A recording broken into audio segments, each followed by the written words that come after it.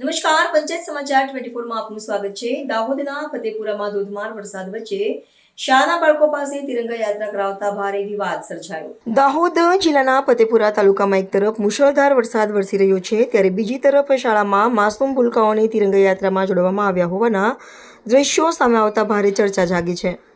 રાષ્ટ્રીય પર્વની ઉજવણીના ભાગરૂપે આયોજિત આ કાર્યક્રમમાં ધોધમાર વરસાદ વચ્ચે પણ નાના બાળકોને રસ્તા પર પદયાત્રા કરાવવામાં આવી હતી. પ્રતિકૂળ હવામાન વચ્ચે બાળકોને પલાળીને યોજાયેલી આ યાત્રાના દ્રશ્યો સામે આવ્યા બાદ સમગ્ર પંથકમાં તંત્રની કામગીરી સામે પ્રશ્નો ઊભા થયા છે.